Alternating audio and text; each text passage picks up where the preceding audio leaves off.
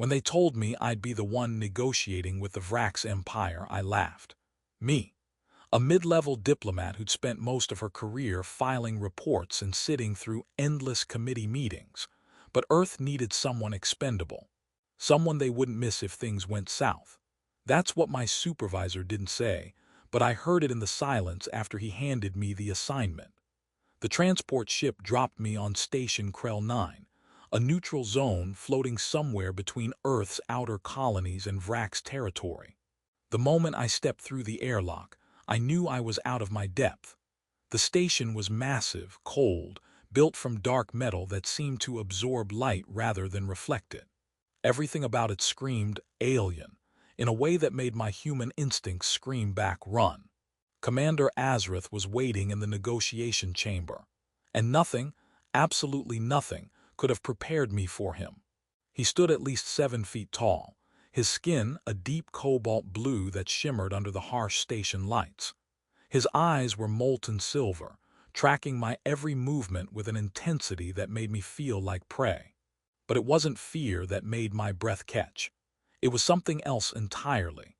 Something I had no business feeling in a room where I was supposed to be representing the future of Earth. Ambassador Reeves, his voice was like gravel and honey mixed together, impossibly deep. I expected someone more. I straightened my spine, gripping my data pad like a lifeline.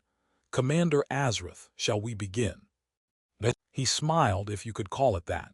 His teeth were slightly sharper than human teeth, a reminder that despite the humanoid appearance, he was fundamentally different, dangerously different. Begin. He circled the negotiation table slowly, never breaking eye contact. You humans are always so eager to rush to business. Tell me, Ambassador, do you even know why you're here? The ceasefire agreement, territory disputes in the Andor sector, trade route negotiations. Wrong. He stopped directly across from me, leaning forward with his hands flat on the table. You're here because your leaders are desperate, because they know they're losing, because they need me to want peace more than I want victory. My heart hammered against my ribs. He wasn't wrong. Earth had been losing this war for 3 years. Our fleets were decimated, our colonies barely holding. This negotiation was our last hope, and we both knew it. Then why agree to meet? I managed to keep my voice steady. His silver eyes narrowed, studying me like I was a puzzle he wanted to solve. Because I'm curious. About what? About you. The air in the room changed. It was subtle, a shift in pressure, in temperature in the space between us. I should have redirected the conversation back to the treaty, should have maintained professional distance, should have remembered my training. Instead, I heard myself ask, why me? Azrith moved around the table with predatory grace. Every instinct told me to step back, but I held my ground. When he stopped just inches away, I had to tilt my head back to meet his gaze. Because, he said softly, you're the first human who hasn't looked at me with hatred or fear. You look at me like I'm just another person across a negotiating table. Aren't you? Something flickered in those molten silver eyes. Surprise, appreciation. My people would say no, yours certainly would. He was right. Back on Earth, the Vrax were portrayed as monsters, ruthless conquerors without mercy or emotion. But standing this close to him, I could see the lie in that narrative. There was intelligence in his eyes, curiosity, and something that looked dangerously close to loneliness. What do you want, Commander? I whispered. Really want? His hand lifted slowly, giving me time to pull away. When I didn't, his fingers, surprisingly warm, traced along my jaw. Peace, he said, but not the kind your government sent you to negotiate. My breath caught. I don't understand. Don't you? His thumb brushed across my lower lip. I've watched you, Reeves, studied your file. You're brilliant, undervalued, trapped in a system that will never appreciate what you are, just like me. You're a commander, a war hero to your people. A weapon, he interrupted, his voice hardening. A tool they point at their enemies. They don't see me as a person any more than your government sees you as anything more than an expendable pawn. The truth of it hit me like a physical blow. He was right. We were both just pieces on a board, moved by people who would never risk themselves the way they risked us. So, what are you proposing? I asked, though part of me already knew. Azrith's hand moved to the back of my neck, his touch sending electricity down my spine. Stay with me, not as an ambassador, not as a negotiator, as something more. That's insane. I can't just. Can't you? He leaned closer, his breath warm against my ear. What's waiting for you back on Earth? Another decade of pushing papers, being overlooked for promotions, dying alone in some corporate apartment. Every word cut because every word was true.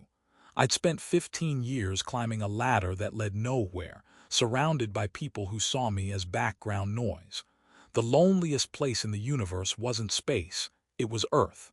And here, I asked, my voice barely audible, here you could be extraordinary, my equal, my partner in actually ending this war, not with treaties that both sides will break, but with something real. I should have said no. Should have remembered my duty, my planet, everything I'd been taught about loyalty and honor. But when Azrith's lips found mine, all those shoulds evaporated like vapor in a vacuum. The kiss was electric, dangerous, completely wrong by every standard I'd been raised with. His hands were in my hair, mine clutching his armor, and for the first time in my entire life, I felt like I was exactly where I was supposed to be. When we finally broke apart, I was breathless. This is crazy. They'll call me a traitor, hunt me down. Let them try. There was something fierce in his expression now, protective. I'm the most decorated commander in the Vrax fleet. No one touches what's mine. I'm not yours, I said automatically, but the protest sounded weak even to my own ears. He smiled, that dangerous smile that made my knees weak. Not yet, but you will be. Over the next 6 hours, we didn't negotiate a treaty. We negotiated something far more dangerous, a future. Azrith revealed things about the Vrax Empire that would have made my superiors' heads explode. The war wasn't about territory or resources. It was about old grudges, political posturing, leaders on both sides who profited from conflict. There's a faction within my government that wants peace, he explained, showing me encrypted communications. And within yours too. But they're drowned out by the war hawks who have built their careers on this conflict. So we end-run them, I said, my mind already racing with possibilities. Create a back channel. Make it impossible for them to continue fighting without looking like the aggressors. His eyes lit up. Exactly, but it requires someone on Earth who can't be dismissed as a traitor, someone with credibility. That's not me, I'm nobody. But you're about to become somebody. He pulled up a holographic display. I'm going to send you back with intelligence, proof that the Vrax leadership is divided, names of our peace faction members, locations of our weakest defensive positions. I stared at him. You're giving us the keys to winning the war. I'm giving you the keys to ending it. There's a difference. He gripped my shoulders. Take this back to Earth. Give it to the right people. Build momentum for real peace negotiations. And when you do, I come back, I finished. You come back. His voice was rough with emotion, to me. What he was proposing was treason, on both sides. We were betraying our governments to save our peoples. It was the most insane, dangerous, beautiful thing I'd ever been part of. They'll kill you if they find out, I said. They'll kill us both. He cupped my face in his hands. Worth it. I thought about my empty apartment, my meaningless job, the slow death of a life half-lived. Then I looked into those molten silver eyes and saw something I'd never had before, possibility. Worth it, I whispered.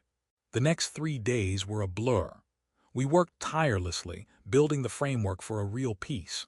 But we also stole moments, stolen kisses in observation decks, whispered conversations about futures we might never have, touches that promised everything.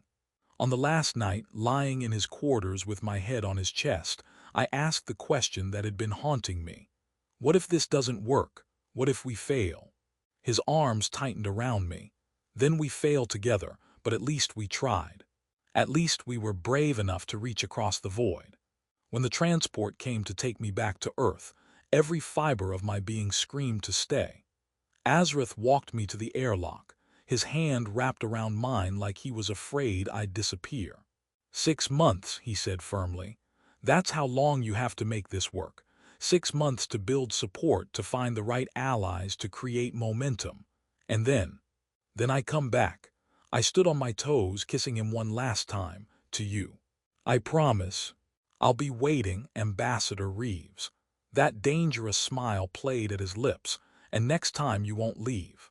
The journey back to Earth felt longer than the journey out. I clutched the data crystal containing Azrith's intelligence, knowing it was either going to save billions of lives or get me executed for treason. Maybe both. But as the blue marble of Earth grew larger in the viewport, I felt something I hadn't felt in years. Hope. Not the desperate, grasping hope of someone drowning, but the solid, real hope of someone who'd finally found a purpose worth dying